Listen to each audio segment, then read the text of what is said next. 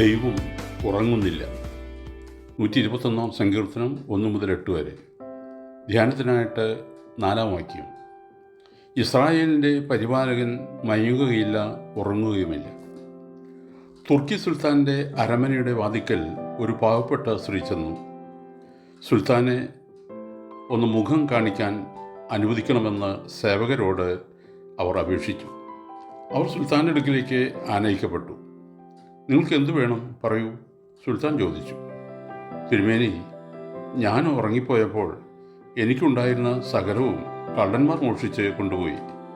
അവിടുന്ന് എനിക്ക് നഷ്ടപരിഹാരം നൽകണം. നാം നഷ്ടപരിഹാരം നൽകണമെന്നോ? നിങ്ങൾ കിടന്നുറങ്ങിയത് എന്തിനാണ്? സുൽത്താൻ ചോദിച്ചു. അങ്ങ് ഞങ്ങളുടെ സുൽത്താനല്ലേ, അങ്ങ് ഉണർന്നിരിക്കുമെന്ന് ഞാൻ വിചാരിച്ചു. അതുകൊണ്ടാണ് അടിയൻ ഉറങ്ങിപ്പോയത്. ആ സ്ത്രീയുടെ മറുപടി സുൽത്താൻ്റെ ചിന്തയെ തൊട്ടുണർത്തി. അവർ പറഞ്ഞത് നേരല്ലേ. ഉത്തമനായ ഭരണാധികാരി തൻ്റെ പ്രജകളുടെ സ്വത്തും ജീവനും കാത്തു സൂക്ഷിക്കുവാൻ കടപ്പെട്ടവനാണല്ലോ. എന്നാൽ ലോകത്തിലെ ഭരണാധികാരികളും ഗവൺമെൻറ്റുകളും മയങ്ങുകയോ ഉറങ്ങിപ്പോവുകയോ ചെയ്തെന്ന് വരാം. തൻ്റെ പ്രജകളെ സംരക്ഷിക്കുന്ന ദൈവമാകട്ടെ ഒരിക്കലും ഉറങ്ങുന്നില്ല.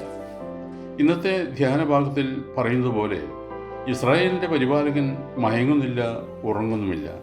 സർവശക്തനായ കർത്താവ് നിന്റെ പരിപാലകൻ. ഈ സങ്കീർത്തനത്തിൽ സംശയം തോന്നുന്ന സന്ദർഭങ്ങൾ പലരുടെയും ജീവിതത്തിൽ ഉണ്ടാകാറുണ്ട്. നനച്ചിരിക്കാത്ത സന്ദർഭങ്ങളിൽ ദുസ്സഹമായ ദുഃഖങ്ങളും വേദനകളും ഉണ്ടാകുമ്പോൾ നാം ദൈവം ഉറങ്ങിപ്പോയോ എന്ന് സ്വയം ചോദിക്കുന്നു.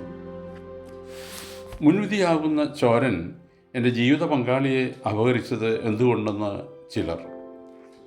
എൻ്റെ വാത്സല്യ ഭാജനമായ ഓമനക്കുഞ്ഞിനെ തട്ടിപ്പറിച്ചുകൊണ്ട് പോയത് എന്തുകൊണ്ട് എന്നും ചിലർ.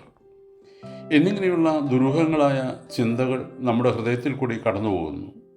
ഇത്തരം സംശയങ്ങളെ ഊതി കത്തിക്കുന്നവരാണ് ഇയ്യോബിൻ്റെ ഭാര്യയെ പോലുള്ളവർ. നീ ഇത്ര വലിയ ഭക്തനും ദൈവവിശ്വാസിയുമായിരുന്നിട്ടും ഇതാണോ നിനക്ക് കിട്ടിയ പ്രതിഫലം എന്ന് അവർ ഭർത്താവിനോട് ചോദിച്ചു. പ്രതിഫലം കിട്ടാൻ വേണ്ടിയുള്ള ഭക്തിയല്ലേ നമുക്കുമുള്ളത്? ഇയ്യോബിൻ്റെ ഭാര്യയുടെ മനസ്സിൽ ഉദിച്ച ചോദ്യം തികച്ചും സ്വാഭാവികമാണ്. അവൾ ഇയ്യോബിനോട് ഇങ്ങനെ ചോദിച്ചു. നീ ഇനിയും നിന്റെ ഭക്തി മുറുകെ പിടിച്ചുകൊണ്ടിരിക്കുന്നുവോ? ദൈവത്തെ ത്യജിച്ചു കളക. അപ്പോൾ ഇയ്യോബ് പറഞ്ഞ മറുപടി ശ്രദ്ധേയമാണ്. ഒരു പൊട്ടി സംസാരിക്കുന്ന പോലെ നീയും സംസാരിക്കുന്നു. ദൈവത്തിൻ്റെ കയ്യിൽ നിന്ന് നന്മ കൈക്കൊള്ളുന്നു, തിന്മയും കൈക്കൊള്ളരുതോ? ഇയ്യോബ് 2:7-10 വരെ. സന്തോഷത്തിൻ്റെ മുന്തിരിച്ചാറ് മാത്രമല്ല, ദുഃഖത്തിൻ്റെ കയ്പുനീരും ദൈവാനുഗ്രഹങ്ങളായി കാണാൻ ഇയ്യോബിന് കഴിഞ്ഞു. ദൈവത്തിൻ്റെ നിത്യമായ പ്ലാനിൽപ്പെട്ട ചില കാര്യങ്ങൾ നമുക്ക് ദുർഗ്രഹങ്ങളായിരിക്കും.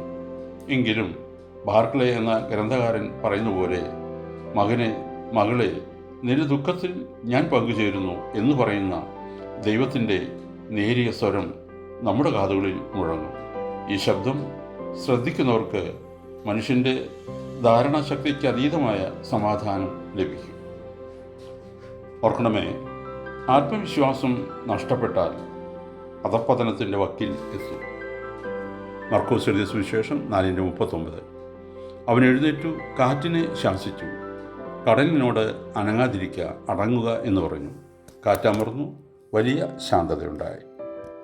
ദൈവം അനുഗ്രഹിക്കട്ടെ. പ്രാർത്ഥനയോടെ കർത്തൃശുശ്രൂഷയിൽ എളിയ ദാസൻ.